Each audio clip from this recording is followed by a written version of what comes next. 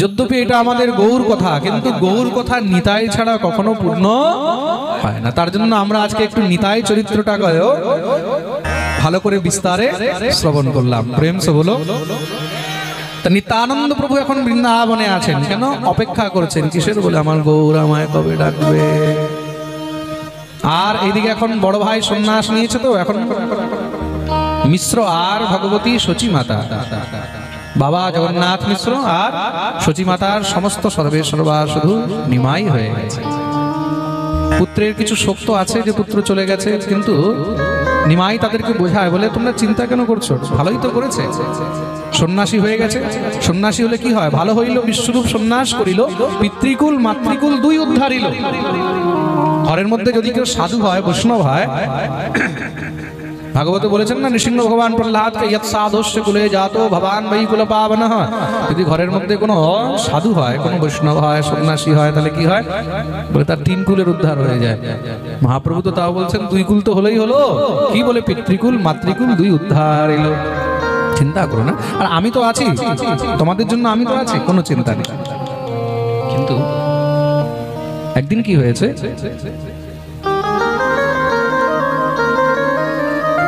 ঠাকুর স্বপ্নে দেখেছেন, নিমাই স্বপ্নে কি দেখছেন? বিশ্বরূপ নিমাইকে নিজের সঙ্গে নিয়ে যেতে এসেছে।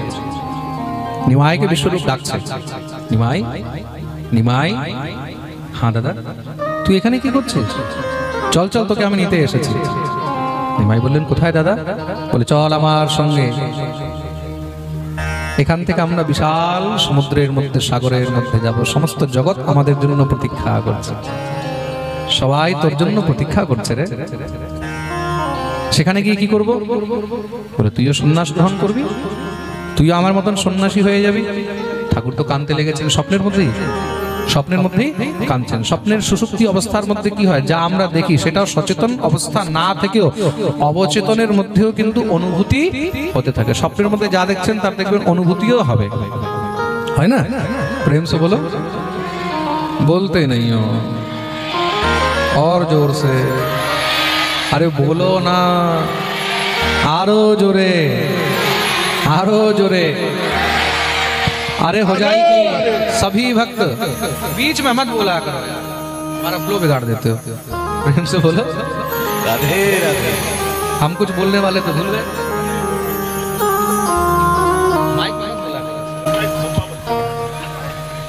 बोलिए भक्तवत्सल भगवान।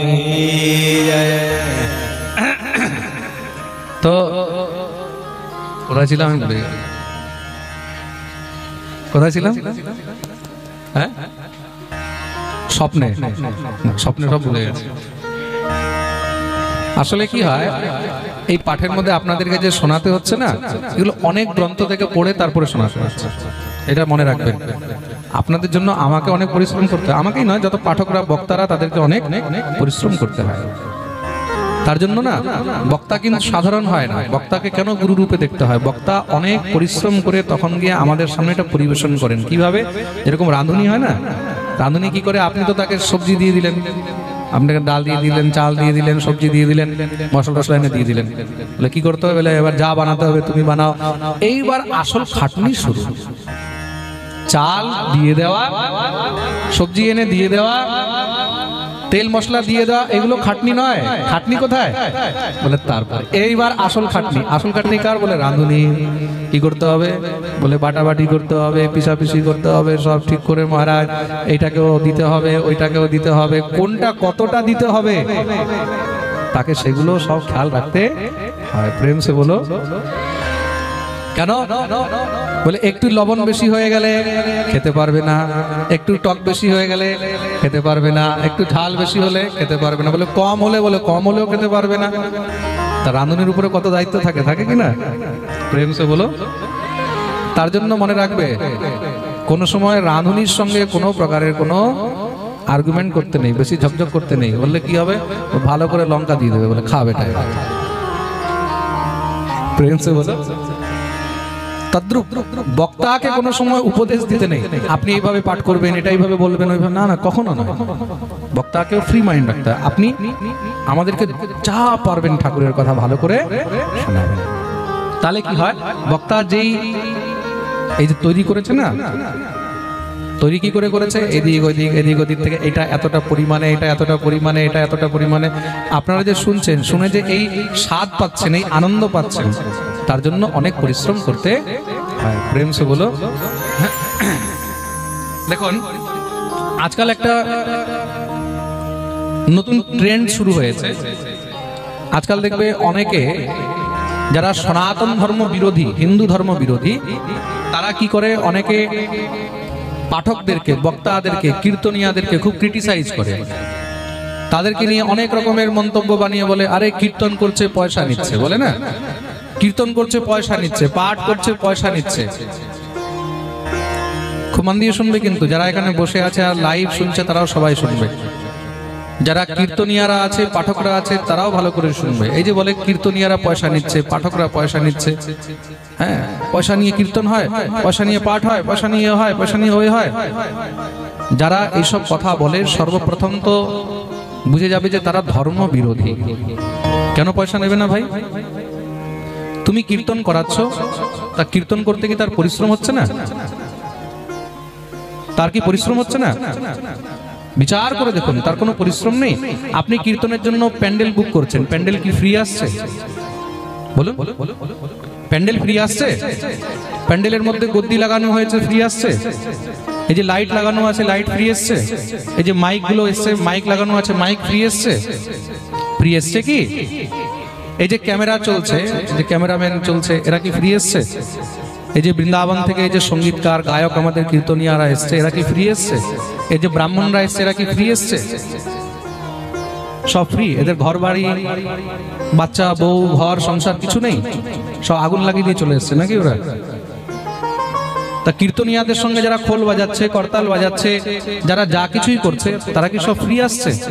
তাদের সবার একটা খরচ আছে। তারা যে বাড়ি থেকে এখান পর্যন্ত আসছে, ট্রেনের মধ্যে শ্বশুরমশাই তো বসে নেই যে তাদেরকে ফ্রি নিয়ে আসবে, আছে? হ্যাঁ, তা যারা এসব কথা বলে না, তাদেরকে বলতে হয় যে একটা কাজ করো, তোমাকে এসব করাবার দরকারও নেই। কেন? অনেকে বলে, আরে 1 ঘন্টা কীর্তন করবে, 2 ঘন্টা কীর্তন করবে, 3 ঘন্টা কীর্তন করবে, এত টাকা নিয়ে চলে যাবে। তা সেই 1 ঘন্টা, 2 ঘন্টা, 3 ঘন্টা কীর্তন পরিবেশন করার জন্য যে তার জীবনের কতটা সাধনা আছে, সেটা কখনো কল্পনা করেছো?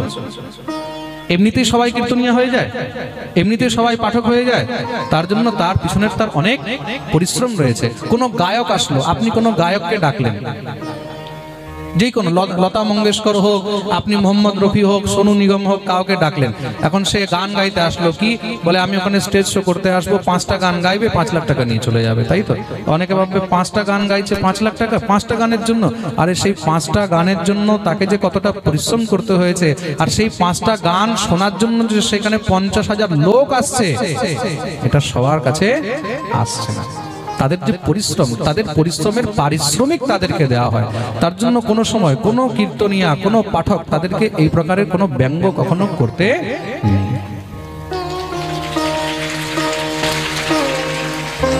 আমি যখন পরিশ্রম করছি, আমাকে টাকা নিতে কোনো কষ্ট হচ্ছে না, চাই আমি দোকানে কাজ করি, কারোর বাড়িতে কাজ করি, কোথাও কোম্পানিতে কাজ করি।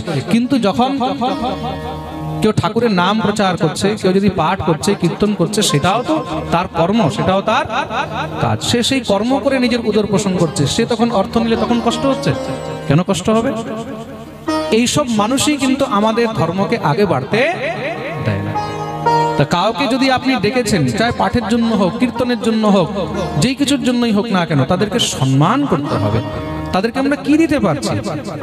যথাযোগ্য, যথা তার সম্মান আমরা দিচ্ছি। যখন দেখা যায় তারা যদি অর্থ নিচ্ছে, সেই অর্থের পিছনে অনেক তাদের ব্যয় রয়েছে, অনেক খরচ রয়েছে। প্রেম সে বলো। তার জন্য কীর্তনিয়াদেরকে, পাঠকদেরকে কোনো সময় এরকম ব্যঙ্গ করতে নেই, তাদেরকে সম্মান করবে, তাদেরকে শ্রদ্ধাযুক্ত হয়ে দেখবে, শ্রদ্ধেয় হবে। প্রেম সে বলো। তোমার যদি সামর্থ্য নেই, আনবে না। যত টাকার মধ্যে সামর্থ্য, তত টাকার সামর্থ্য অনুসারে সেই ব্যক্তিকে ডাকবে, কিন্তু কোনো সময় কাউকে এইভাবে নিন্দা বা ক্রিটিসাইজ করবে না। প্রেম সে বলো। আমাকে অনেক বছর আগে আমি ছত্তিশগড়ে পাঠ করতে গেছিলাম, তো ওখানে এক স্কুল মাস্টার আমাকে এসে বলেছে, মহারাজ আচ্ছা একটা কথা বলুন। কি? আপনাকে যদি আমি কিচ্ছু না দিই, এক পয়সাও না দিই, আপনি পাঠ করবেন? আমি বললাম নিশ্চয়ই করব, নিশ্চয়ই করব, কিন্তু একটি শর্ত আছে, পাঠের মধ্যে প্যান্ডেলও যেন একদম ফ্রি থাকে, লাইট মাইক সব যেন একদম ফ্রি থাকে। আমি যে ঘর থেকে এখান পর্যন্ত আসবো, আমার আসা যাওয়ার ভাড়া, গাড়ি টাড়ি যেন সব ফ্রি থাকে, আমার জন্য এক পয়সাও খরচ না হয়, আমিও তোমার কাছে ফ্রি করব। আর তার থেকে ভালো একটা কাজ করো, বৃন্দাবনে চলে আসো, যমুনার ধারে, ওখানে আমিও কাপড় খুলে বসে যাব, তুমিও কাপড় খুলে বসে যেও, এক পয়সা তোমার লাগবে না, এক পয়সা আমার লাগবে না, আমিও লেংটি পরে পাঠ শোনাবো, তুমিও লেংটি পরে পাঠ শোনাবো।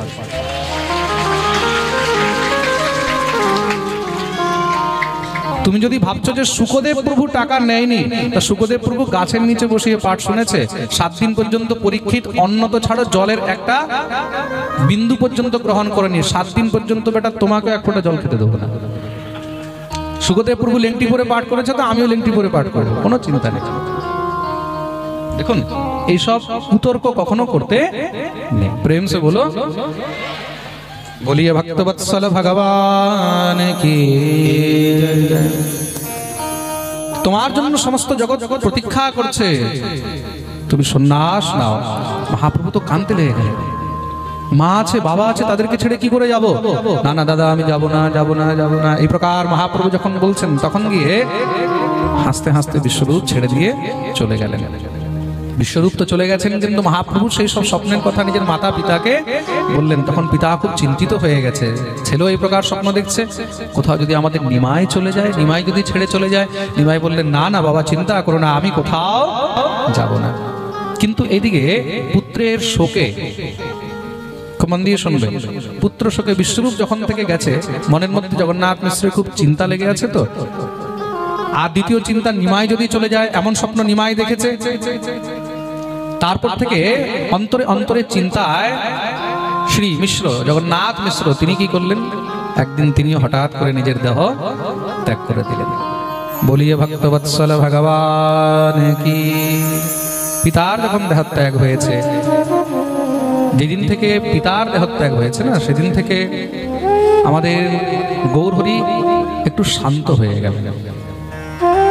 আগে যত চঞ্চল ছিলেন, সেই চঞ্চলতাটা অনেক আস্তে আস্তে কমে গেল। শ্রী গৌরহরি এখন যৌবন লীলায় প্রবেশ করছেন। তো 16 বৎসর পর্যন্ত কৈশোর লীলা, 16-র উপরে এখন যৌবন লীলা। তা শ্রী গৌরহরি এখন যৌবন লীলায় প্রবেশ করেছেন। মহাপ্রভু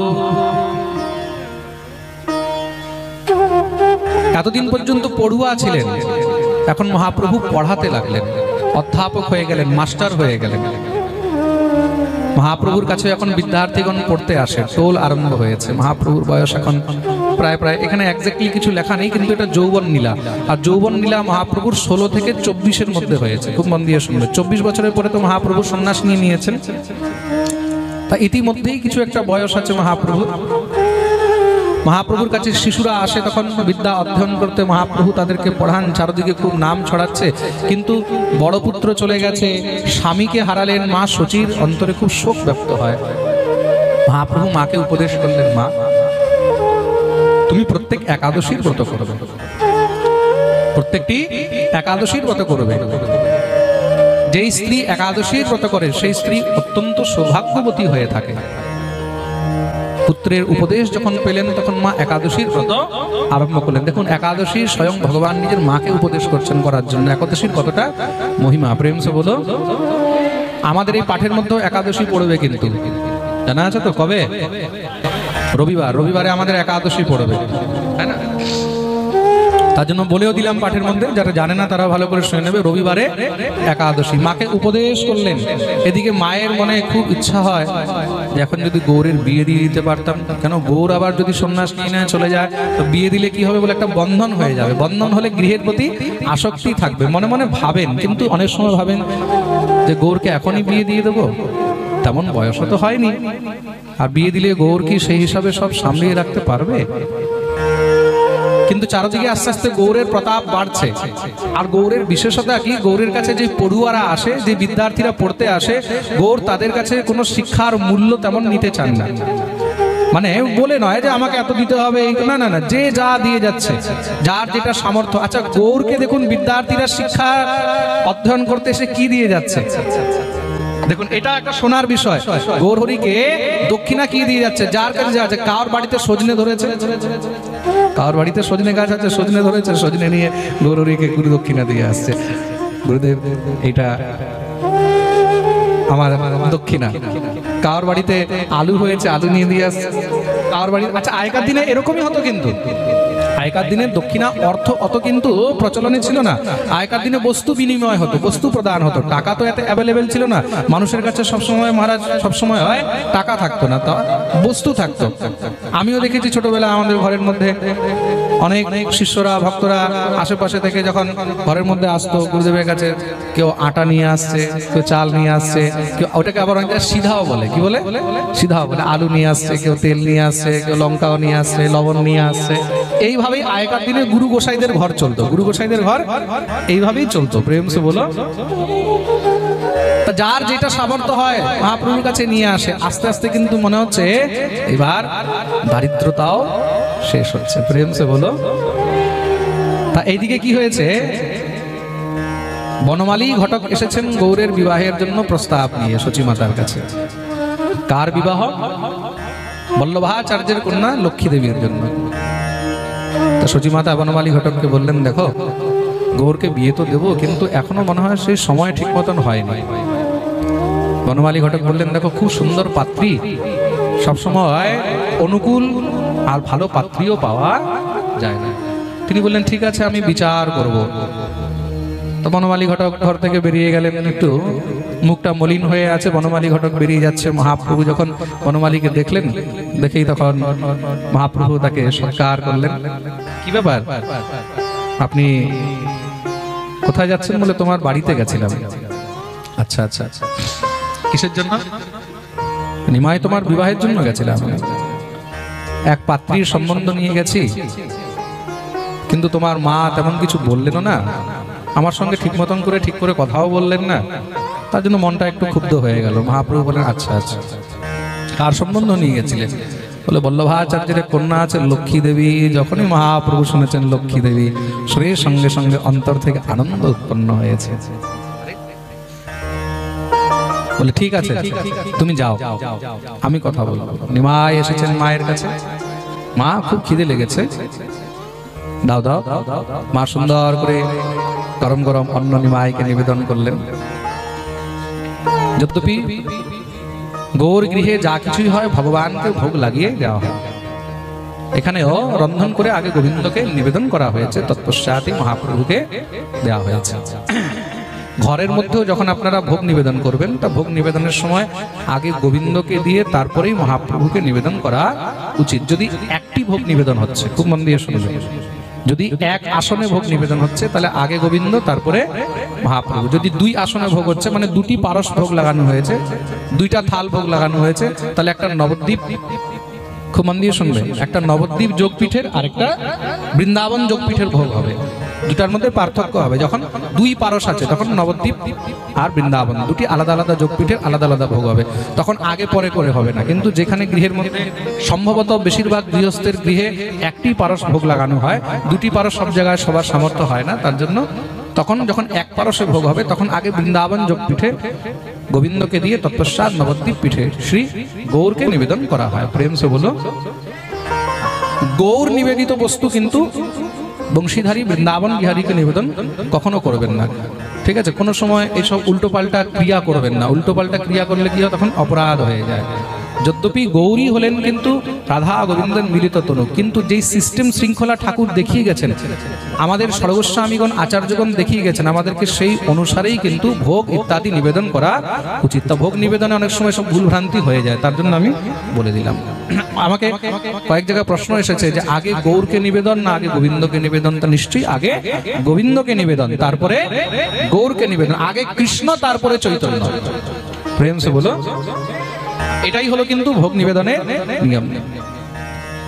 ঠাকুর আজকে প্রসাদ গ্রহণ করছেন, ঠিক মতন মন মতন খেলেন না, অল্প একটু খেয়ে ভগবান উঠে গেছেন, সচিমাতা বলছেন, নিমাই কি হয়েছে, কিছু হয়েছে নাকি, কেন ঠিক করে আজকে খেলি না? না, কোথায়, আমি তো ভালো করেই খেয়েছি। না, ছেলে কতটা খেলো এটা মা থেকে ভালো আর কে বুঝবে? যেই মা ছোটবেলা থেকে খাইয়ে আসছে, ছেলে কতটা খায় মা তো ভালো করে জানে। তোর কি শরীর টরীর খারাপ হয়েছে, না মন টন খারাপ? বল না না, তেমন কিছু হয়নি। কি হয়েছে বল না রে, আমাকে বল, আমায় বলবি না তো আর কাকে বলবি? নিমাই, তোকে ছেড়ে আর আমার আছে রে? ঠাকুর বললেন, কি বলবো তোমাকে, বলো। ঘরে শুনেছি বনমালী বাবা এসেছিলেন, আর তুমি ঠিক মতন ওনার সঙ্গে কথাও বলোনি। কি কথা বলবো, তোর বিয়ের জন্য কথা বলছে। আমাদের তো এখন তেমন কোনো সামর্থ্য নেই, তেমন কিছু নেই। বিশ্বরূপ চলে গেছে, তোর বাবাও দেহ রেখেছে, এই অবস্থায় কি করে এখন তোর বিয়ের কথা বলি? তা নিমাই বললেন, মা যেটা ভাগ্যে লেখা আছে, যা প্রারব্ধে লেখা আছে তা হবে, তার জন্য তুমি এত চিন্তা কিসের করছো? মা বুঝে গেলেন, তার মানে নিমাই বিবাহের জন্য প্রস্তুত আছে, ছেলে বিয়ের জন্য রাজি আছে, শুনেই তো মা আনন্দিত হয়েছে। মা বলে, আচ্ছা ঠিক আছে ঠিক আছে, তুই চিন্তা করিস না, আমি কালকেই বনমালীকে ডাকাচ্ছি। বনমালীকে আবার ডাকালেন। মা খুব আনন্দিত হয়ে তাকে বিবাহের জন্য প্রস্তাব স্বীকার করলেন। বনমালী বললেন, দেখো বল্লভাচার্য তেমন তো অর্থবান ব্রাহ্মণ নয় যে তোমাকে খুব অর্থ সম্পত্তি ইত্যাদি দিতে পারবে, কিন্তু যা আছে যথোচিত ভাবে তিনি বিবাহের আয়োজন গিয়ে বল্লভাচার্যের কাছে মায়ের সম্মতি নিয়ে উপস্থিত হয়েছেন। লক্ষ্মী দেবীর বিবাহের জন্য যখন প্রস্তাব রাখলেন, বল্লভাচার্য খুব আনন্দিত হলেন। কেন? তখন নদিয়ার মধ্যে নিমাই রূপী চন্দ্র উদয় হচ্ছে, চারদিকে নিমাইয়ের নাম এখন ছড়াচ্ছে। প্রেম সে বলো, চারদিকে এখন নিমাই নিমাই নিমাই নিমাই নিমাই পণ্ডিত, নিমাই পণ্ডিতের নাম ছড়াচ্ছে। তা আর নিমাই তো কোনো সাধারণ নয়, দেখতে নিমাই কেমন, আহা, নিমাইয়ের সেই রূপ, সেই লাবণ্য অভিরাম। নিমাইকে দেখে বড় থেকে বড় গুণবতী রূপবতী পর্যন্ত লজ্জিত হয়ে যায়। নিমাইকে দেখে নিমাইয়ের অঙ্গ, নিমাইয়ের দেহ থেকে নিজের চোখও সরাতে পারে না, মনে হয় যেন দেখতেই থাকে দেখতেই থাকে দেখতে। এই হলো আমার অপরূপ গৌরাঙ্গ। আমার গৌরাঙ্গ শুধু গৌর নয় গো, আমার গৌর হলো সোনার গৌরাঙ্গ, আমার গৌর হলো সোনার গৌর। কিন্তু আমার গৌর যখন থেকে পিতা দেহ রেখেছে, কেন জানি সেই উদ্দণ্ডতা, গৌরের সেই বিলাস, সেগুলো নবদ্বীপবাসী দেখতে পারে। গৌরের বিলাসেই তো নবদ্বীপবাসী আনন্দিত ছিলেন। কাউকে কি একটু খোঁচাচ্ছে, কাউকে কিছু বলছে, যে সবসময় আনন্দে মেতে রয়েছে, সে যদি হঠাৎ করে শান্ত হয়ে যায়, তখন তাকে দেখেও মনে কষ্ট।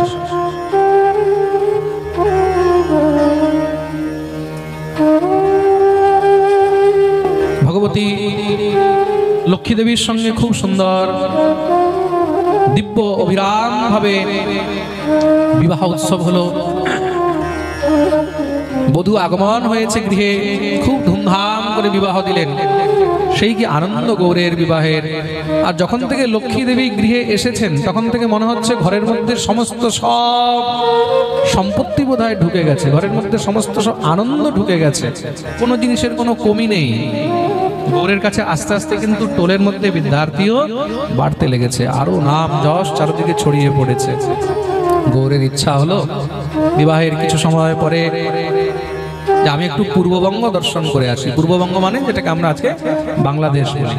তা শ্রী গৌরহরি পূর্ববঙ্গ দর্শন করার জন্য এসেছে। প্রেম সে বলো,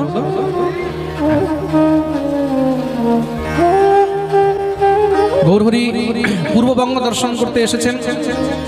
পূর্ববঙ্গের মধ্যে শ্রী গৌরহরির সঙ্গে দেখা করার জন্য দূর দূর থেকে নরনারীগণ সব ছুটে ছুটে আসছে। কেন? গৌরকে দেখবে, গৌরকে দেখবে। চারদিকে নিমায়ের এত চর্চা। আর শ্রীহট্ট নিবাসী উপেন্দ্র মিশ্রের নাতি জগন্নাথ মিশ্রের পুত্র নিমাই পণ্ডিত, চারদিকে তো খ্যাতি ছড়িয়ে রয়েছে, নাম ছড়িয়ে রয়েছে, চর্চা ছড়িয়ে রয়েছে। গৌরকে দেখার জন্য ভিড় লেগে যায় চারদিকে। আহা, দর্শনের জন্য, গৌরকে দেখার জন্য চারদিকে ভিড়। যেখানেই যায় গৌরহরি সেখানেই দিব্য স্বাগত। ভগবান নিজের পৈতৃক ভিটা শ্রীহট্ট গেছেন, সিলেট পৈতৃক ভিটা শ্রীহট্ট ইত্যাদি দর্শন করলেন। খুব করে মহাপ্রভু সেখানে পদ্মায় স্নান করেছেন। পদ্মা মানে সেই পদ্মাকে গঙ্গাও বলা হয়। গঙ্গার যে মুখ্য ধারা ওটা মালদা হয়ে বাংলাদেশে ঢুকে গেছে, ওটাকে পদ্মা নাম ওখানে বলা হয়। বাংলাদেশে কি বলা হয়? পদ্মা। আর এদিক থেকে যে আরেকটা ধারা বেরিয়েছে ওটাকে আবার হুগলি নদী বলা হয়, যেটাকে আমরা গঙ্গা, যেটা নবদ্বীপ হয়ে যাচ্ছে, নবদ্বীপ হয়ে তৎপশ্চাৎ আগে কলকাতায় গিয়ে সমুদ্রের মধ্যে মিশে যাচ্ছে গঙ্গা সাগরে, ওটাকে অনেকে হুগলি নদীও বলে থাকে। প্রেম সে বলো। তোমারা পদ্মার মধ্যে সমস্ত সব পূর্ববঙ্গের কৃষ্ণ ভক্তদেরকে নিয়ে দিব্য নীলা বিলাস করছেন। যতজন গৌরের কাছে আসে সৎসঙ্গ করতে, হরি চর্চা করতে, ব্যাকরণ সন্দর্ভ ইত্যাদি নিয়ে চর্চা করতে, গৌর হরি সবাইকে একদম মনতুষ্ট করে পাঠায়। যে যা জানতে চায় তাদের সবাইকে সব কিছু তিনি সুন্দর করে উত্তর দিয়ে রাখেন। সেখানেই এক ব্রাহ্মণ ছিলেন, নাম হলো তপন মিশ্র। সে দীর্ঘদিন ধরে সাধ্য সাধন তত্ত্ব বিষয়ে জানতে চায়। অনেক জায়গায় তিনি জানতে চেয়েছেন, কিন্তু কোথাও ভালো করে তার উত্তর পাননি। অনেক শাস্ত্রগ্রন্থ পড়েছে, কিন্তু কোনো উত্তর পাননি। কেউ বলল তুমি নিমাই পণ্ডিতের কাছে যাও, নবদ্বীপ থেকে নিমাই এসেছে। তপন মিশ্র শ্রী নিমাই পণ্ডিতের কাছে গিয়ে উপস্থিত হলেন, গৌর হরির কাছে গিয়ে বসেছেন। দুজনের মধ্যে সংবাদ হলো। তপন মিশ্র মহাপ্রভুর কাছে সাধ্য সাধন তত্ত্ব বিষয়ে প্রশ্ন করেছেন। তখন মহাপ্রভু তাকে উপদেশ করলেন, বহু শাস্ত্রে বহু বাক্যে চিত্তে ভ্রম হয়, সাধ্য সাধন শ্রেষ্ঠ না হয় নিশ্চয়। আজ পর্যন্ত সাধ্য সাধন তত্ত্বকে সবাই কিন্তু ঠিক মতন করে বুঝতে পারেনি। তা মহাপ্রভু খুব সহজে বোঝালেন। খুব মন দিয়ে শুনবে। এই সংসারের মধ্যে সাধ্য আর সাধন কি? সাধ্য হলেন একমাত্র স্বয়ং ভগবান শ্রী কৃষ্ণ। আর সাধন কি? সাধন হলো তার নাম। নাম সংকীর্তন হলো একমাত্র সাধন। প্রভু তুষ্ট হইয়া সাধ্য সাধন কহিল। নাম হলো সাধন, আর নামই হলো সাধ্য। তা গোবিন্দকে পাওয়ার জন্য কি করতে হবে? সেই সাধ্যকে পাওয়ার জন্য সাধনের উপযোগ করতে হবে। আর সাধন কি? সাধন হলো হরিনাম। তো মহাপ্রভু কি করলেন? তপন মিশ্রকে হরিনামের উপদেশ করলেন। দেখুন, প্রথমবার শ্রীমন মহাপ্রভু কাউকে মন্ত্র দিয়েছেন। গৌর নীলায় প্রথমবার মহাপ্রভু কাউকে মন্ত্র দিয়েছেন। কি মন্ত্র দিয়েছেন? কোন মন্ত্র জপ করতে বলেছেন? অনেক সময় বলে মহাপ্রভু কোথায় বলেছে হরে কৃষ্ণ কৃষ্ণ কৃষ্ণ হরে হরে, হরে রাম রাম রাম হরে হরে, এই মন্ত্র জপ করো। মহাপ্রভু তো রাম রাঘব রাম রাঘব রাম রাঘব রক্ষমাম, কৃষ্ণ কেশব কৃষ্ণ কেশব পাহি মাম, এই মন্ত্র জপ করতেন। কিন্তু মহাপ্রভু এখানে তপন মিশ্রকে উপদেশ করেছেন। কি বলেছেন? তুমি নাম সংকীর্তন করো। কোন নাম? বলে হরে কৃষ্ণ কৃষ্ণ কৃষ্ণ হরে হরে, হরে রাম রাম রাম হরে হরে। এই নাম সংকীর্তন করো। এই যে 16 নাম 32 অক্ষর, এই নাম যেই জীব নেবে সেই অতি শীঘ্রই কিন্তু ভগবত প্রাপ্তি করতে পারবে। এই সাধ্য সাধন তত্ত্ব এখানে উপদেশ করলেন। প্রেম সে বলো। মহাপ্রভুর বঙ্গলীলা চলছে। তো মহাপ্রভু যখন বঙ্গদেশ থেকে যেতে চায়, কেউ আর মহাপ্রভুকে যেতে দিচ্ছে না। সবাই চায় যেন গৌর হরি এখানেই থাকুক, আমাদের বঙ্গের মধ্যেই থাকুক, বঙ্গ ছেড়ে যেন কখনো না যাক। কিন্তু গৌর হরিকে কি কেউ কি ধরে রাখতে পারবে? সবাই মিলে গৌর হরিকে বলছে, তুমি যতই যেতে চাও আমরা যেতে দেব না। কে কে চায় গৌর হরিকে ধরে রাখতে? যারা যারা গৌরকে ধরে রাখতে চায় দোনো হাত উপরে করে। আচ্ছা, পাক্কা? প্রেম সে বলো। কি বলছে? ছেড়ে দিলে সোনার গৌর আর তো পাবো না, আমি ছেড়ে দিলে সোনার গৌর আর তো পাবো না, তাই ছেড়ে দেব না। তোমায় হৃদ মাঝারে রাখবো, যেতে দেব না। তোমায় হৃদ মাঝারে রাখবো, ছেড়ে দেব না। সবাই তোমার হাত উপরে করে তালি সেবা করে। আমি ছেড়ে দিলে সোনার গৌর আর তো পাবো না, আমি ছেড়ে দিলে সোনার গৌর আর তো পাবো না, না ছেড়ে দেব না। তোমায় হৃদ মাঝারে রাখবো, ছেড়ে দেব না। তোমায় হৃদ মাঝারে রাখবো, ছেড়ে দেব না। তোমায় হৃদ মাঝারে রাখবো, ছেড়ে দেব না। তোমায় হৃদ মাঝারে রাখবো, ছেড়ে দেব না।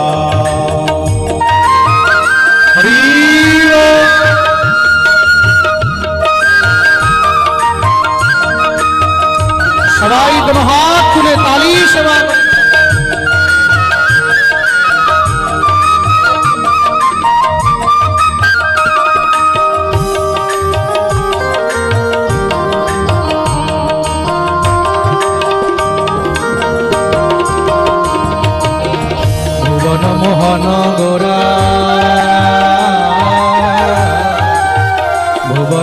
মনোহরা মণিজনার মনোহরা ভুবন মোহনগোরা মণিজনার মনোহরা ভুবন মোহনগোরা মণিজনার মনোহরা ভুবন মোহনগোরা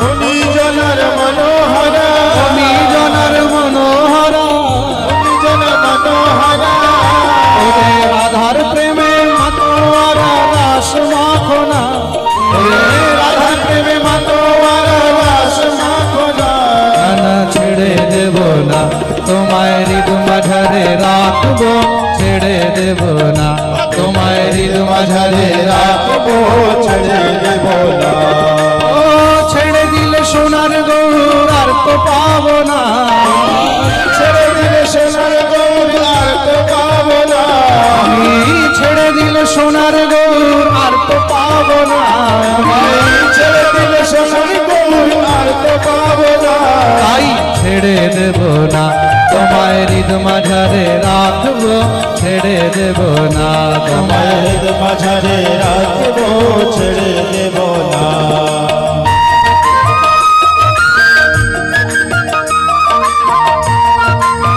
बोलिए गौर हरि भगवान की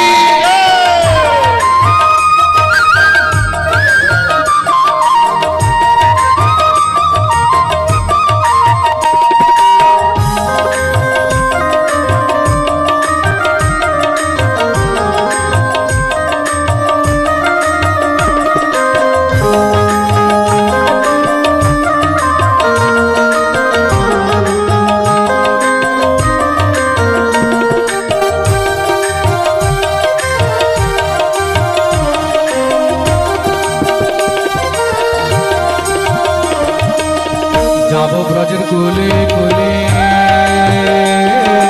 মাখবো ব্রজের রাঙা ধুলি যাবো ব্রজের কোলে কোলে আঁকবো ব্রজের রাগা ধরে যাবো ব্রজের কুলি কুলি মাখবো ব্রজের রাঙা ধুলি যাবো ব্রজের কুলি কুলি আঁকবো ব্রজের রাগা ধুলি আমি নয়নেতে নয়নে রেখে আর ফিরাবো না আমি নয়নেতে নয়নে রেখে আর ফেরাবো না আমি নয়নেতে নয়নে রেখে আর ফিরাবো না আমি নয়নেতে নয়নে রেখে আর ফেরাবো না না ছেড়ে দেব না তোমায় হৃদ মাঝারে রাখবো ছেড়ে দেব না তোমায় হৃদ মাঝারে মাঝারে রাখবো ছেড়ে দেব না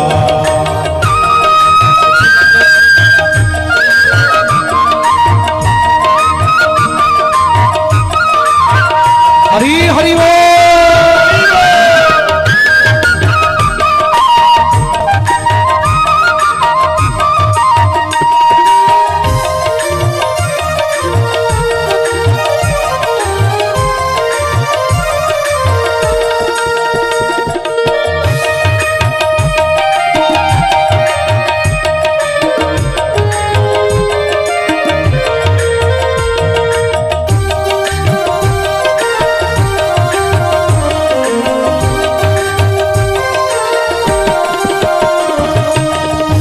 ডাকে প্রাণ গৌর বলে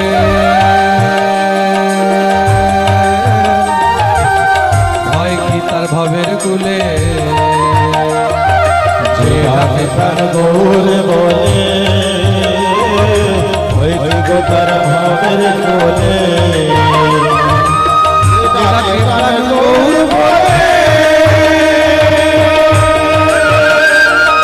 হয় কি গো তার ভবের কুলে প্রাণ গৌর বলে ওই গো তার ভাবের কোলে আমার গৌর ভক্ত মনে বলে আমার গৌর ভক্ত মনে দিতে ভুলো না গৌর ভক্ত মনে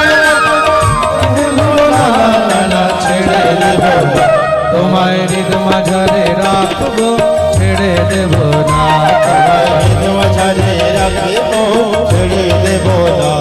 আমি ছেড়ে দিলে সোনার গৌর আর তো পাবো না, আমি ছেড়ে দিলে সোনার গৌর আর তো পাবো না। ছেড়ে দিলে সোনার গৌর আর তো পাবো না, ছেড়ে দিলে সোনার গৌর আর তো পাবো না। ছেড়ে দেব না তোমায় হৃদ মাঝারে রাখবো, ছেড়ে দেব না তোমায় হৃদ মাঝারে সবাই মিলে গাইবে। দেব না। তোমায় বক্ষ মাঝে রাখবো, ছেড়ে দেব না তোমায় বক্ষ মাঝে রাখবো, ছেড়ে দেব না। আমি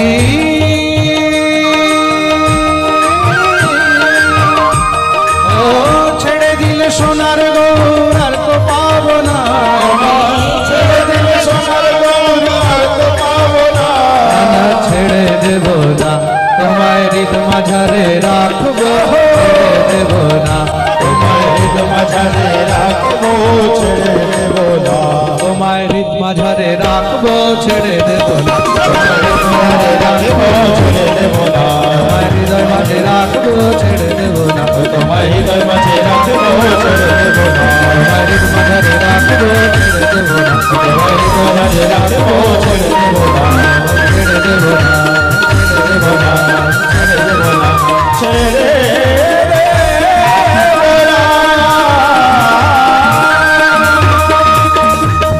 बोलिए नदिया बिहारी भगवान की जय जय श्री राम। আজ এই দিব্য আনন্দ উৎসবের সঙ্গে গৌর কথার চতুর্থ পর্ব, চতুর্থ দিবসের কথাকে আমরা এখানেই বিশ্রাম দিলাম। এবার আরতি হবে, আরতির পশ্চাৎ সবাই প্রসাদ নিয়ে যাবেন। আজকে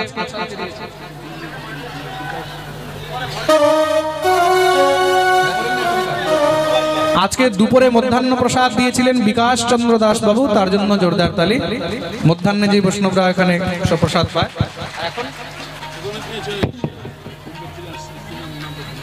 বোম্বে থেকে কিছু ভক্তরা এসেছে, তারা আজকে প্রসাদের ব্যবস্থা করেছে, একবার তাদের জন্য জোরদার তালি। আগামী করলে যদি কেউ প্রসাদ দিতে মনের ইচ্ছা থাকে আপনাদের, হয়তো আমাকে পাচ্ছেন না, হয়তো মনে কোনো সংকোচ হয়, যাই দিবেন আমরা সেটাই গোবিন্দের ভোগে লাগাবো। আমাদের কমিটিতে অফিস আছে, সেখানে যোগাযোগ করবেন। রাধে রাধে। আসুন শ্রী নদিয়া বিহারী গৌর হরি আরতি। আরতির পরে সবাই প্রসাদ নিয়ে গন্তব্যে যাবেন। চন্দ্রমা মনসো জাত চক্ষুঃ সূর্যো জায়ত श्रोत्राद्वायुश्च प्राणश्च मुखादग्निरजायत। आरती नदिया बिहारी की, संकीर्तन रास बिहारी की। आरती नदिया बिहारी की, संकीर्तन रस बिहारी की। कनक सम गौर अंग सोहे, कनक सम गौर अंग सोहे। गगन हरि नाम मधुर मोहे, मधुर मोहे। भुवन मंगल पावन जो है, भुवन मंगल पावन जो है। विश्वंभर गौर बिहारी की, संकीर्तन रास बिहारी की। आरती नदिया बिहारी की, संकीर्तन रस बिहारी की। सदावर महाभाव धारे, सदावर महाभाव धारे। जगत नैनन सोरस धारे, जगत नैनन सोरस धारे। सुबाहु विशाल भले वनमाल, मधुर छवि जाल श्री विष्णु प्रिया बिहारी की, संकीर्तन रास बिहारी की। आरती नदिया बिहारी की, संकीर्तन रस बिहारी की। दाहिने धाम निताई दयाल, बाहिरे धाम निताई दयाल। गदाधर बाएं भाग रसाल, गदाधर बाएं भाग रसाल। अद्वैत श्रीवास भक्त और पास, सेवक सुखरास सची के सुत सुखकारी की, संकीर्तन रास बिहारी की। आरती नदिया बिहारी की, संकीर्तन रस बिहारी की। हरि हरि धुन मंगल छाई, हरि हरि धुन मंगल छाई। खोल कर ताल शहनाई, बोल कर ताल सहनाई। বন্ধ